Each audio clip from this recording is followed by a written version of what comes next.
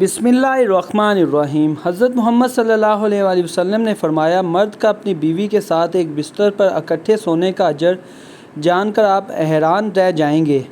حضرت انس بن مالک رضی اللہ عنہ سے روایت ہے کہ نبی کریم صلی اللہ علیہ وآلہ وسلم نے فرمایا، جن دو مسلمان میاں بیوی کے 3 بچے فوت ہو جائیں تو گناہ کی عمر کو نہ پہنچیں تو اللہ تعالیٰ ان پر رحمت کر کے انہیں جنت میں داخل کر دے گا۔ حضرت سہیل بن سعید رضی اللہ تعالی عنہ سے روایت ہے کہ حضرت عمیر رضی اللہ تعالی عنہ حضرت عاصم رضی اللہ عنہ کے پاس آئے اور کہا، مجھے رسول اللہ صلی اللہ علیہ وسلم سے یہ بات پوچھ کر بتائیں کہ اگر کوئی شخص بیوی کے ساتھ کسی غیر مرد کو گناہ میں ملوث دیکھے اور غصے میں آ کر اسے قتل کر دے تو کیا اسے قصاص میں قتل کیا جائے گا؟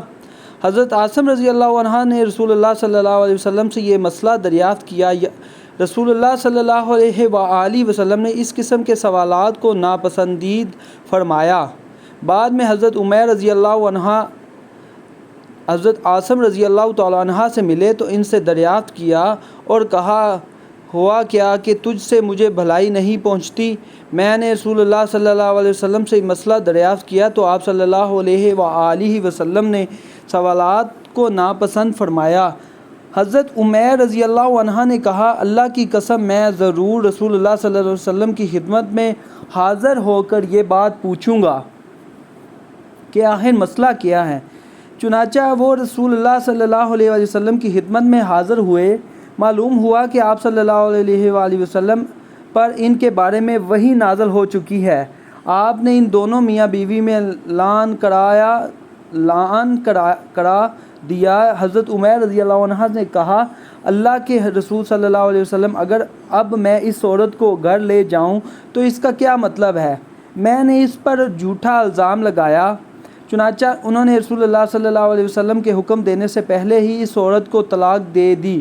پھر لعن کرنے والوں میں یہی طریقہ جاری ہو گیا۔ اس کے بعد نبی کریم صلی اللہ علیہ وآلہ وسلم نے فرمایا، دیکھو اگر اس عورت کے ہاں سیاہ فام یا سیاہ آنکھوں والا بڑے سرینوں والا بچہ پیدا ہو، میرے خیال میں یہ عمیر رضی اللہ عنہ نے یقیناً سچ کہا ہے، اور اگر اس کے ہاں بیل بوٹی جیسا سرخ بچہ پیدا ہو تو میرے خیال میں اس عمیر نے ضرور جھوٹ بولا ہے۔ راوی بیان کرتے ہیں، پھر اس عورت کے ہاں بری صورت والا بچہ پیدا ہوا۔ حضرت عبداللہ بن مسعود رضی اللہ تعالی عنہ سے روایت ہے کہ انہوں نے فرمایا، جمعے کی رات ہم لوگ مسجد میں تھے۔ ایک آدمی نے کہا، اگر کوئی مرد اپنی بیوی کے ساتھ کسی غیر مرد کو گناہ کی حالت میں دیکھ کر قتل کر دے تو تم لوگ اسے قصاص کے طور پر قتل دو گے؟ اگر وہ اپنی بیوی کے مجرم ہونے کی بات کرے تو تم اسے الزام تراشی کی سزا کے طور پر کوڑے لگاؤ گے؟ قسم ہے اللہ کی، میں یہ بات ضرور نبی کریم صلی اللہ علیہ وسلم سے عرض کروں گا۔ آخرکار اس نے نبی کریم صلی اللہ علیہ وسلم سے ذکر کر دیا تو اللہ تعالیٰ نے لعن کی آیات نازل فرما دی۔ اس کے بعد اس آدمی نے آ کر بیوی پر الزام لگایا تو نبی کریم صلی اللہ علیہ وسلم نے دونوں میاں بیوی کے درمیان لعن کروا دیا اور فرمایا، شاید اس کی عورت کے ہاں سیاہ فام بچہ پیدا ہو۔ چنانچہ سیاہ فام اور کنگرے والے بالوں والا بچہ ہی پیدا ہوا۔ ام المومنین حضرت عائشہ رضی اللہ تعالی عنہ سے روایت ہے، ان کا ایک غلام تھا اور ایک لونڈی تھی جو آپس میں میاں بیوی تھے۔ انہوں نے کہا، ہے اللہ کے رسول صلی اللہ علیہ وآلہ وسلم، میں نے ان دونوں کو آزاد کرنا چاہتی ہوں۔ رسول اللہ صلی اللہ علیہ وآلہ وسلم نے فرمایا، اگر تو انہیں آزاد کرے تو عورت سے پہلے مرد کو آزاد کرنا۔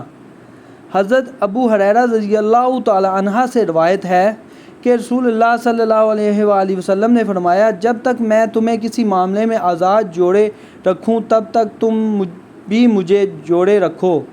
بلا وجہ سوال نہ کرو، کیوں نہ کہ تم سے پہلے لوگ اپنے انبیاء علیہ السلام سے سوالات کرنے اور پھر ان کے کام کی مخالفت کرنے سے ہی ہلاک ہوئے۔ لہٰذا جب میں تمہیں کسی کام کا حکم دے دوں تو حسب ہمت اس کی تعمیل کیا کرو، اور جب کسی کام سے منع کر دوں تو اس سے رک جایا کرو۔ بے شک حضرت ابو ہریرہ رضی اللہ تعالی عنہ سے روایت ہے، رسول اللہ صلی اللہ علیہ وآلہ وسلم نے فرمایا، جس نے میری اطاعت کی اس نے اللہ تعالیٰ کی اطاعت کی، اور جس نے میری نافرمانی کی اس نے اللہ کی نافرمانی کی۔ عمومی احوال میں شریعت کا حکم یہ ہے کہ میاں بیوی ایک ہی بستر پر آرام کریں۔ کسی معقول معتبر وجہ کے بغیر شوہر کو الگ کمرے میں آرام نہیں کرنا چاہیے۔ بعض علماء نے شوہر کے بیوی کے ساتھ سونے کو سنت شمار فرمایا ہے۔ اگر آپ ان کے ساتھ اکٹھے سوئیں گے تو یہ سنت قرار ہے۔